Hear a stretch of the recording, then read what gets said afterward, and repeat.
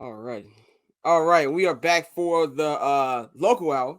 Our first local hour of the year, man. And we've got my guy here, Herb Howard from the Bigs Media, man. You can follow him on Herb at Herb Howard 411 on Twitter, man.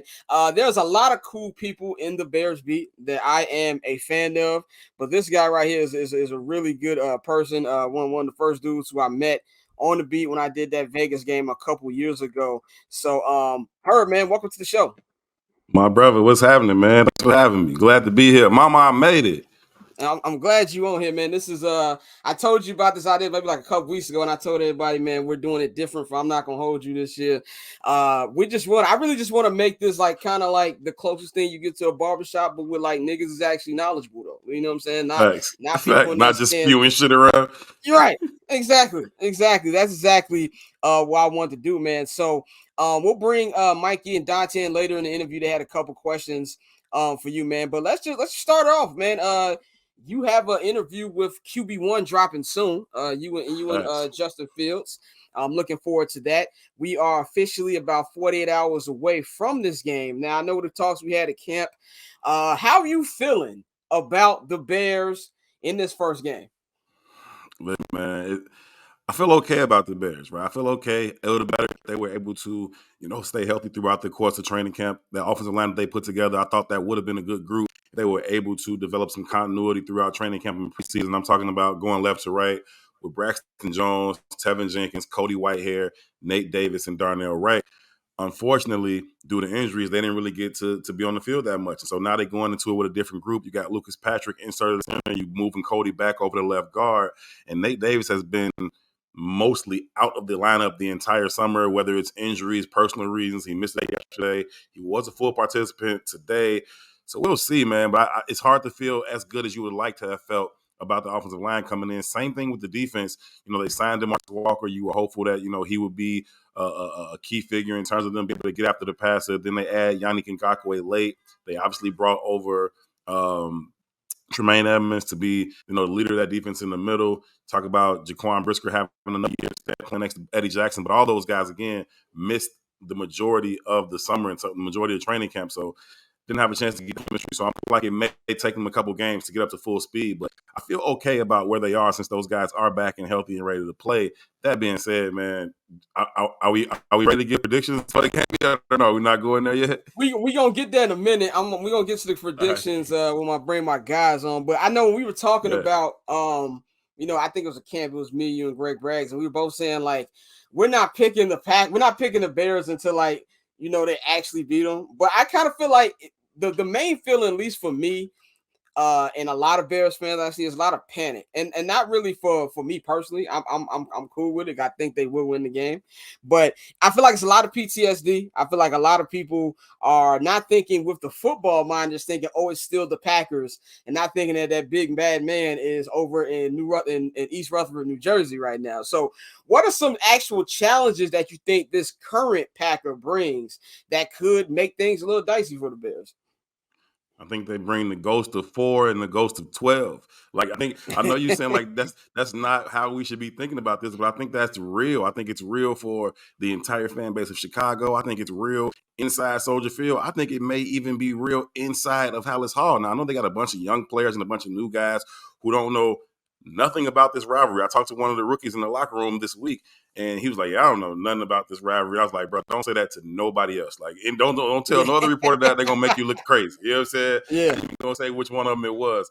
But I think that even with that being said, I think it's just hard to get over the fact they've lost the last 8. I think you're talking about like 24 to the last 29. Like it's just been absolutely crazy. And so for me, probably is a little PTSD, but it's just impossible for me to say I'm picking the Bears over the Packers until I actually see them do that. And that's even I think Justin Fields is better than Justin Love, right? I think that's the case. I don't know that to be true. I haven't seen enough of Justin Love to say definitively that that's the case, but hopefully he's not. Like, can Justin Love at least, Jordan Love, can he at least not be a first ballot Hall of Famer? Like, can he? Right. Can I personally want to be terrible, but like I can handle him being Dak. Like I can handle him being a second ballot Hall of Famer. Like, go in on your second chance. Like, don't. I don't even want him. I don't want him anywhere near Canton. I want him to be. And on the closest he get to Canton is driving there. Like I don't want him nowhere near there. My God, it's crazy. Like they can't run it back again, right? They can't do it Yeah, again, lightning don't strike three times. That's can what I've been they? telling people. That's what I'm Gosh, hoping. so That's what I'm hoping. nah, I mean You bring they up, got Christian Watson is out, so the Bears yeah. got a chance. I ain't gonna front. I wouldn't be surprised if the Bears win. Part of me really thinks that they should win, but even in thinking that they should, I'm not picking them to do it. Yeah, I'm gonna get my predictions in a minute when we bring Mikey and Dante on in a second. But I think like the main story here, and this is what I wanted to talk to you about because the Justin Fields thing. Justin Fields is make or break for. I don't think it's make or break for his career, but I do feel like we have to see something. It is year 3, Yeah. second year in this system. He has weapons now. He's got DJ Moore, Chase Hmm. Claypool is back. Flu said he had a good week of practice. You've been updating your Fluke's your Claypool Chase hype Claypool percentage. meter. Yeah, you got him. You've got Darnell Mooney. You got 2 tight ends. I think he has everything he needs. So my fear here is I have to see it. Like I don't think I'm gonna be fully at peace with it. So I see a full season. That's just as a Bears fan. I've never seen that from a quarterback.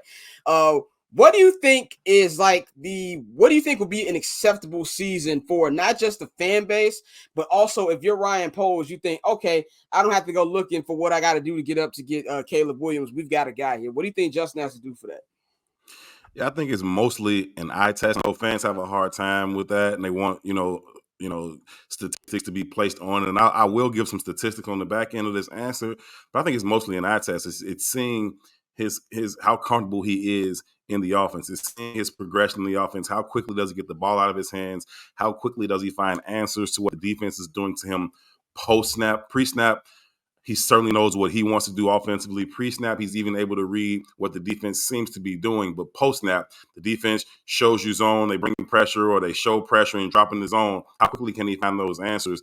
That's the next step. Can we get a couple of examples of, late in the half or this first half or second half, Bears get the ball, they got to go, 70, 75 to at least get a field goal. Can he get the offense down there in a 2-minute process? Those types of things are what you're looking for to see, has he taken that next step? Now, if you want to put some numbers on it, listen, I know he's talking about 4,000. Some people want to see that because we've never, ever seen in Chicago, which is crazy. Yeah.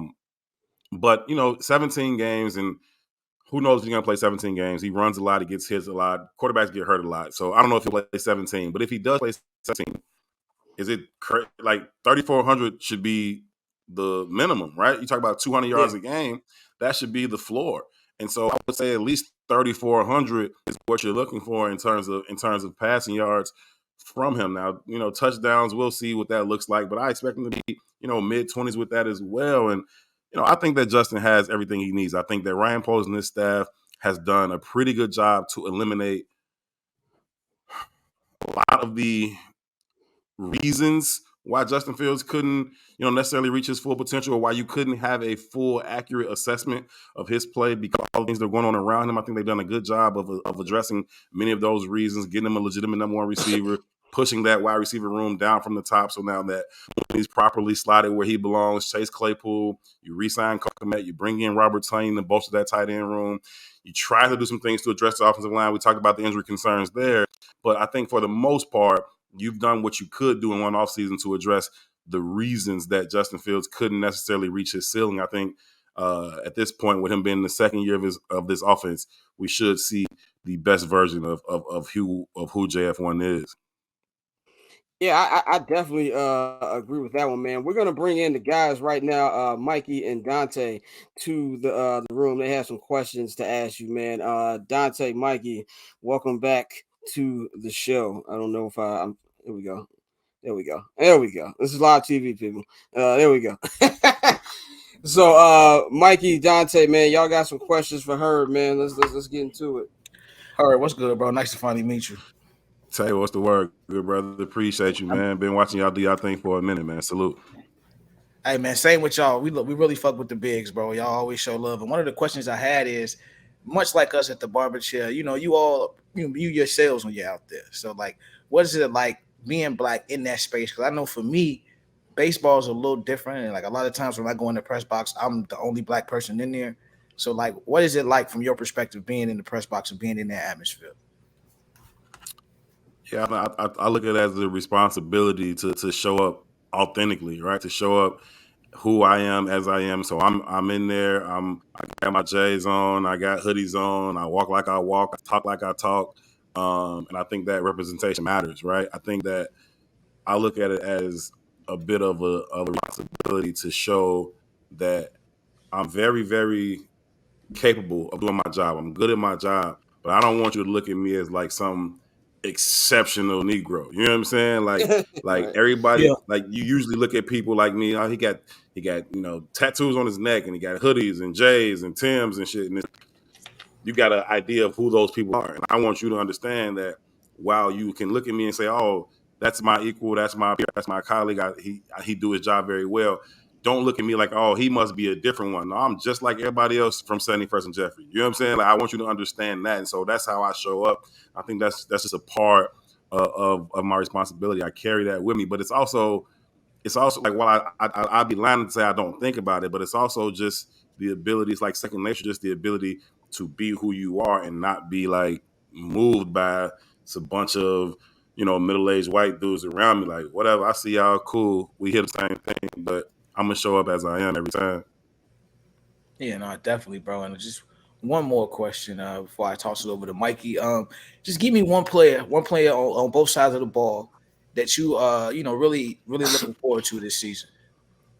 Six man, Kyler Gordon on defense. I think he's gonna have a monster year playing that nickel, man. I know he still wants to be outside. He ain't made no, misconceptions about it. He would still like to do both if he could. But I think eliminating that dual responsibility from him and allow him to focus on just playing the nickel is going to be huge for him. He's got all of the skills that you need. He's got those switch abilities. He's got great instincts. He's physical. He wants to stick his nose in there. I think he's going to have a absolutely monster year for the Bears at the nickel. If you flip over the other side, I know the connection between DJ and Justin. That's legit. I think DJ's gonna have a huge year, but I think Yeah. Darnell Mooney is going to lead Bears in yards per catch. I think Darnell Mooney is gonna like. I don't know if Darnell Mooney is ever going to have a catch like this less than 10 yards. Like, he's going to be continually making plays down the field. Every time Moon catches the ball, it's going to be 15, 20, 30, 40 because of what DJ Moore is going to bring to the offense and the attention that he takes away. It's going to allow Getty to scheme up Moon in a way that gets him on, you know, linebackers or strong safeties or even those nickel corners, and he's going to be able to get balance with those. So I'm expecting a huge season from Mooney. Not to say he's going to have more yards or more catches than DJ. I don't necessarily think that's going to be true, but the catches that Moon does have, they're going to be big ones. Okay. Definitely. Mikey, Nah, what you nice, got? nice to meet you, G. Sure. My number one question is outside of I think we all we're all interested and focused, laser focused in on seeing Justin Fields' growth. Outside of Justin Fields, what is the main storyline you want to see from this iteration of the Chicago Bears? The 20, it's the second year of the Eberflus regime. So what are you looking Yeah. for outside of Justin this year? Yeah, I'm glad you said the second year of the Eberflus regime. I think that he came in that first year, and I do think he was able to establish a culture and establish a standard and expectation for how he wants his guys to play. And I think for the most part, they absolutely bought into that. You saw guys, flying around the field, hustling to the echo of the whistle. They getting sideline to sideline. Like you saw guys playing through the white lines. Like they was doing all of those types of things. I think they bought into his principle. I don't think he gave them a choice. Like either you're going to buy in or you can get on. And I think eventually they kind of bought into that. And I thought I saw a team that was grossly outmanned and devoid of talent, but they were still competing. They were still in all those games. And I think that now that you have this influx of talent, if you can add the talent and keep that same mentality, then you should have a pretty dangerous team, right? So if you can get, the top end talent, you brought in a legitimate number one receiver in DJ, you bring in an all pro type middle linebacker in Tremaine Evans, you bring in all these different things. You got the top 10 pick at right tackle. Now you should be able to say, okay, now we got the talent to go with the mentality. And if you can marry those two things and stay healthy, this team should be playing some meaningful football deep into December. Yeah, I think that's all. I think that's all we're really looking for. I don't think any of us have Super Bowl aspirations this year. We know Right.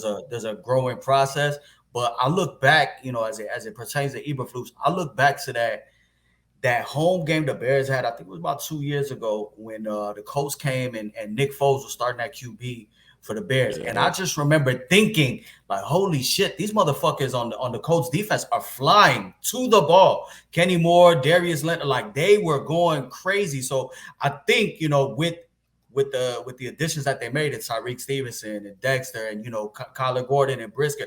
I think we're gonna probably start to kind of see some of that long, athletic, and just flying to the ball. And like you said, if they've bought into the hits principle, then it's only gonna elevate the program more going forward because that's gonna be expected out of everybody. Now they got some dogs on that side of the ball, Mikey, for real, bro. Like they got some dudes that can really disrupt what the OC wants to do. They can get their hands on the ball. I think Tyreek gonna lead this team in picks. I think he's gonna have about 6 of them. Now I also think he's gonna get his young ass cooked a couple times. I think he's gonna get caught with his hand in the cookie jar a couple times because he's so aggressive. And so he gonna bite on some double moves. He gonna see some out route him to win, try to jump in and let his man streak up the side. It's gonna be a couple times you're gonna be like, dude, what the fuck is wrong with you? He's also going to get his hands on the ball because he's going to make those breaks on the ball. So he's going to make those kind of plays. I think that Jaquan, I've said this since last summer. I think that dude has everything you need to be a perennial Pro Bowl performer. I love the way 100%. Jaquan plays the game. It's just about him staying healthy. This concussion thing, I asked him about the concussion things and whether or not that would influence him to kind of change the way he plays. And he was like, I don't know how to play no other way. He's like, that's all I can do is fly around and stick my face mask in that. So he's gonna continue to do that. Hopefully, he can stay away from concussions and some of those injuries. But he's on the field 15 games. I can't see him not being a Pro Bowler. That dude is just nasty. Told you what I think about Kyler Gordon already. I'm a huge Jalen Johnson guy. I think he's gonna continue to ascend, and hopefully he's able to, get that extension from the Bears. Bojack was having a phenomenal season last year before he went out. If he can pick up where he left off, that back end could be as good as anybody's back end in the league. And I don't mean that just I'm a Bears fan and I cover the team.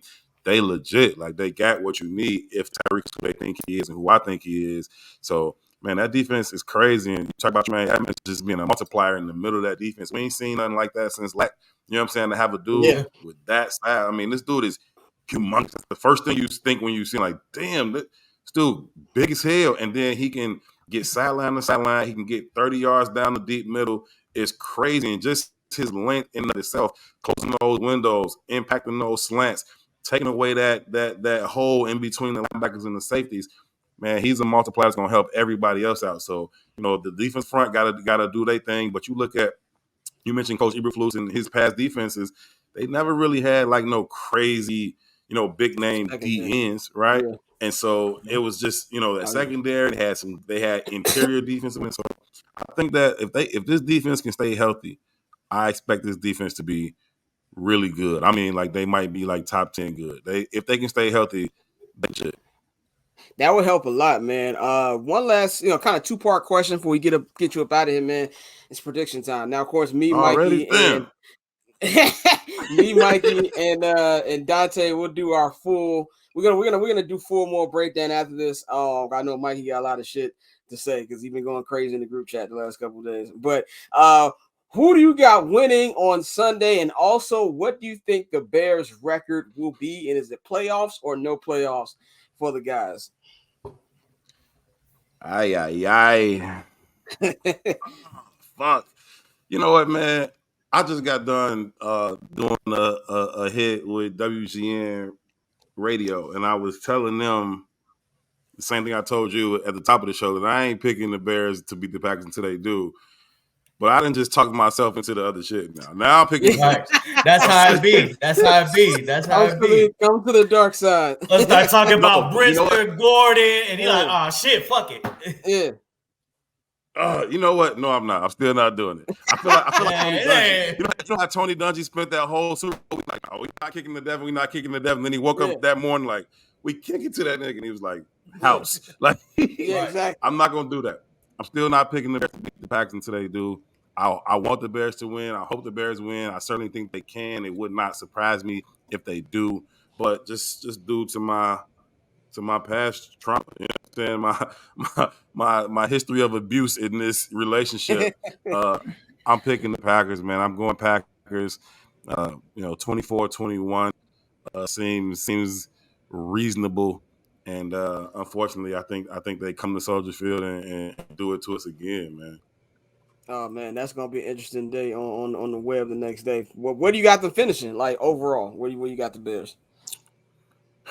I think the Bears. I got them somewhere between 7 wins and 10 wins. I think so. I've settled in right around 9. I think they could be 9-8. Okay. I think that'll lead them right to what I was saying about having meaningful football in late December. And now you know how they go, division leaders, wild card in the hunt. I think the Bears will be in the hunt column, and I think that's a good place for them to be at this time. And it wouldn't surprise me if they sneak into the playoffs and get one of those wild card spots. I think that would be dope. I don't think they are in a position to any kind of significant run in the playoffs, but I think they can sneak in there. I think they can sneak in. So I'm getting them right at 9-8 is my prediction for this team.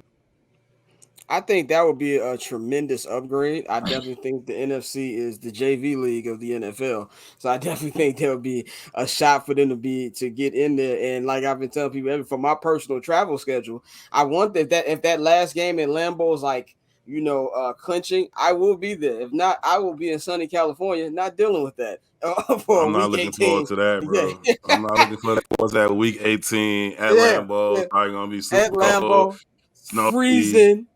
Yeah, Polar vortex. But if we got something on the line, then it'll if feel we a got little something warmer. online, I'll be there. I'll be hyped to go, man. But Herb, man, thank you for joining us. It's always good to talk to you, man. Looking forward to seeing you on Sunday for the game. Let the people know where they can follow you on Twitter and Instagram, everything you got going on.